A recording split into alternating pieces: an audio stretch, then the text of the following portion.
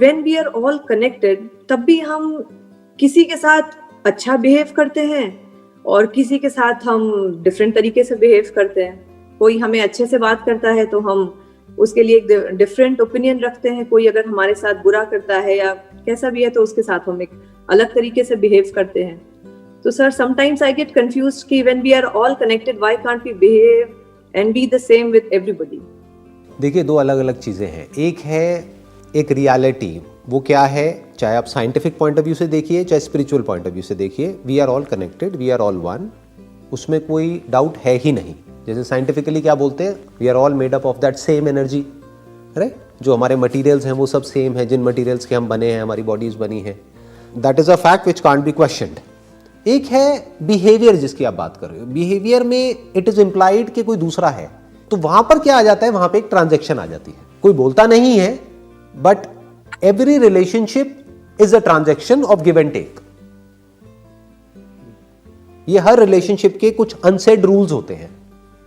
Even the relationship of a husband and wife, कि अगर कोई एक पर्सन है जो बदले में सामने वाले से एक्सपेक्ट बहुत कुछ करे, लेकिन जब करने की बारी आए तो पीछे हट जाए, तो कहने के लिए तो वो हस्बैंड वाइफ है, लेकिन वो रिलेशन ज्यादा टाइम तक चल नहीं पाएगा ना।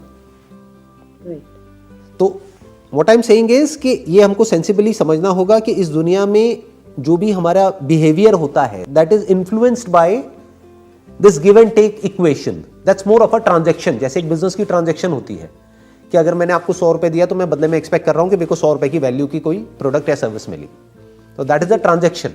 ऐसे ही एक ट्रांजैक्शन होती है फ्रेंड्स के बीच में, रिलेटिव्स के बीच में, सबके बीच में। और फ्रेंड्स का मतलब ये नहीं है कि फ्रेंड्स मैंने बोल दिया तो उसकी कोई सब कैटेगरीज नहीं है।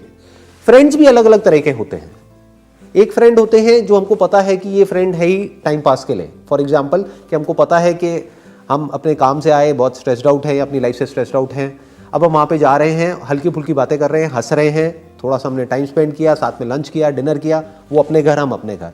अब वहाँ पे हम एक्सपेक्ट करने लग जाएं कि वो हमारे इमोशंस को क्यों नहीं समझ रहा, हमारी फीलिंग्स को क्यों नहीं समझ रहा, तो हम थोड़ा गड़बड़ कर रहे हैं। वो रिलेशनशिप अलग है, वो फ्रेंड्स अलग है। वो ज्यादातर स्कूल कॉलेज में बन जाते हैं। जो स्कूल कॉलेज की जो फ्रेंडशिप्स होती हैं वहां पर एक इमोशनल एक अलग ही बॉन्ड होता है, क्योंकि हम साथ में ग्रो कर रहे होते हैं। उसके बाद में जब लोगों का अपना माइंड एक लेवल पे डेवलप हो जाता है तो रिलेशनशिप अलग अलग तरह की होती है। फॉर एग्जाम्पल, आप ऑफिस में किसी के साथ में काम कर रहे हैं तो वो भी कहने के लिए फ्रेंड है, बट एक्चुअल में वो आपका फ्रेंड नहीं है, वो आपका कलीग है। तो उसमें हमको मिक्स नहीं करना है कि वहां पे जाकर के हम अपने सारी बातें बता रहे हैं, फिर वो आगे बता रहे हैं, फिर हम कह रहे हैं देखो उसने मेरे साथ में क्या कर दिया। अरे वो एक अलग रिलेशनशिप है। तो वी हैव टू अंडरस्टैंड कि वो जो रिलेशनशिप है, जो भी रिलेशनशिप हमारी जिसके भी साथ में है, उसके क्या रूल्स हैं, वो सामने वाले को क्लियर नहीं भी है तो हमारे माइंड में क्लियर होने चाहिए। तो कभी भी हमारा कॉन्फ्लिक्ट नहीं होगा किसी भी रिलेशनशिप में। Very clear. तो कहने का मतलब है कि बिहेवियर हमारा अलग अलग होना चाहिए।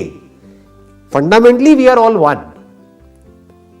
मैं और किसी जंगल में कोई मानो सांप है जहरीला, या कोई बहुत ही प्यारा सा कोई बर्ड है, मान लो कोई ग्रीन कलर का एक पैरेट है बड़ा ही प्यारा सा, या कोई पपी है छोटा सा, कहने के लिए हम चारों एक हैं, उसमें कोई डाउट नहीं है। We are all made up of nature. लेकिन मैं कोबरा के साथ उस तरह से बिहेव नहीं करूंगा जिस तरह से मैं उस पपी के साथ में बिहेव करूंगा। राइट। तो ये हमको देखना पड़ेगा कि बिहेवियर कहां पर कैसा रखना है। लोग भी कुछ कोबरा की तरह होते हैं, तो इसलिए मैंने इशारे में बात कही है, मैंने क्लियर नहीं बोली है ना।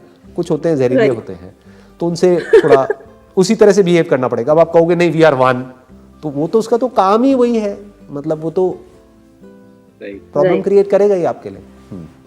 उसका तो नेचर बेसिकली सामने वाले के नेचर के हिसाब से हमें अपने आप को राइट। हाँ, देखना पड़ेगा कि वो जो रिलेशनशिप है उसकी क्या इक्वेशन है। इसीलिए कहते हैं कि बहुत जल्दी किसी भी रिलेशनशिप में कोई कमिटमेंट नहीं करना चाहिए, या बहुत जल्दी अपना सब कुछ रिवील नहीं करना चाहिए किसी भी रिलेशनशिप में। आराम से देखना चाहिए, सोचना चाहिए, समझना चाहिए कि ये रिलेशनशिप किस डायरेक्शन में जा रही है, फिर बोलना चाहिए, फिर कुछ सामने वाले को कमिट करना चाहिए। Ideally under commit and over deliver, that must be the golden rule of a relationship, of any relationship for that matter. क्योंकि मैंने क्या कहा, रिलेशनशिप नहीं होती, एक ट्रांजैक्शन होती है। तो कम बोल के ज्यादा डिलीवर कर दो तो वो रिलेशनशिप अच्छी चल जाएगी।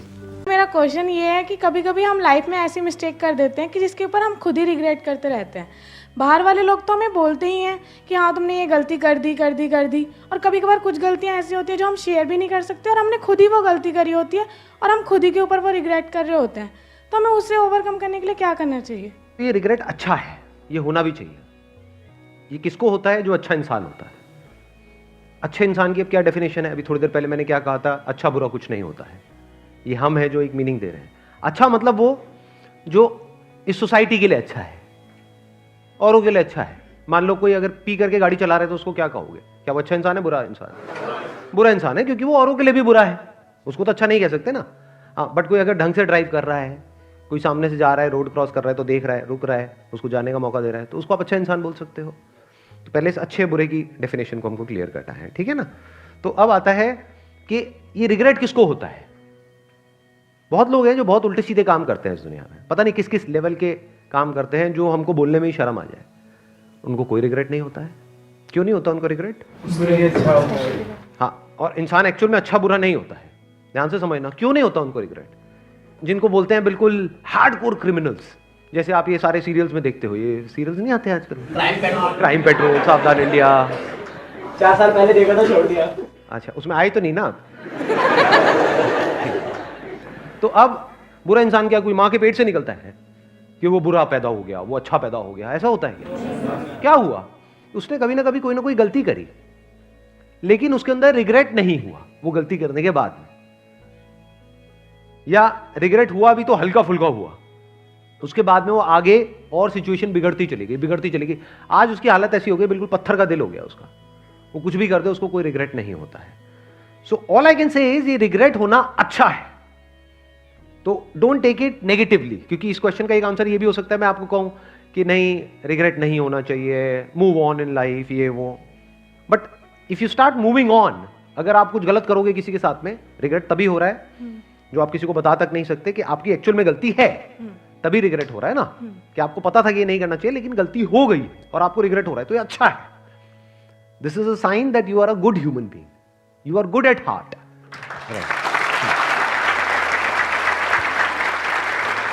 तो इस रिग्रेट को फील करो रिग्रेट वहां पर जितना करना है करो, बट रिग्रेट करने के बाद में उस एक्सपीरियंस से कुछ सीख लो, ताकि वो गलती जो आपने करी पास्ट में वो दोबारा से ना करो।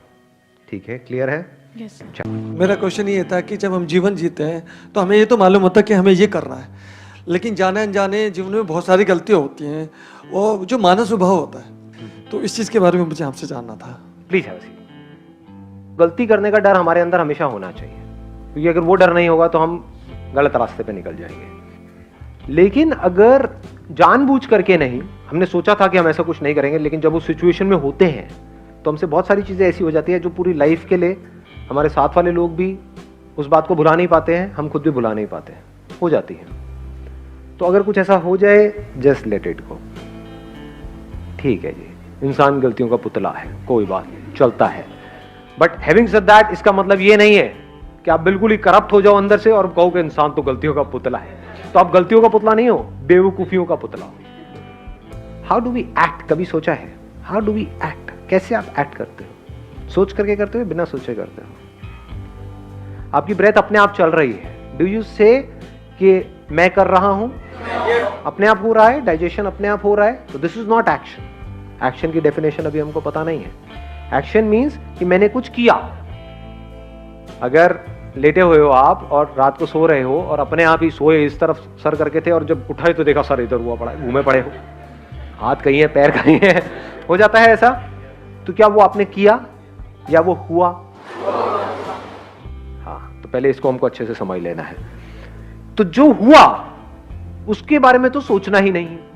क्या हो सकता है इस दुनिया में आपके साथ में, आपके थ्रू या आपके साथ में? क्या हो सकता है? कितना बुरा हो सकता है? कितना भी बुरा हो सकता है। तो अगर वो हो जाए तो सबसे पहले क्या समझना है कि क्या ये हुआ है या मैंने किया है? क्या सामने वाले ने ये किया है या ये हुआ है? हम इतना भी फर्क नहीं कर पाते हैं। कोई एक्सीडेंट हो गया है तो क्या पीछे से जिसने आपको ठोका है उसने वो किया है या गलती से हुआ है? वो उसकी आप शक्ल से आइडिया लगा सकते हो जैसे उतरते हो। लेकिन हम क्या करते हैं, इन सब चीजों में दिमाग ही नहीं। कि तूने जानबूझ के किया। अबे जानबूझ करके क्यों मारेगा तुमको वो? एक्सीडेंट हो गया है, किया नहीं है, गलती उसकी भी नहीं है, गलती आपकी भी नहीं है, बट हो गया है बिकॉज ऑफ व्हाटएवर रीजंस। या गलती भी है तो जानबूझ करके उसने नहीं किया है, उसकी इंटेंशन ये नहीं थी कि कुछ गलत करे, आराम से गाड़ी चला रहा था, फिर भी हो गया है। तो वहां पर क्या करना है? उस सिचुएशन को लेट गो, लाइटली लेना है। हो गया, जीने का मतलब ही है, ये कुछ भी हो सकता है जी।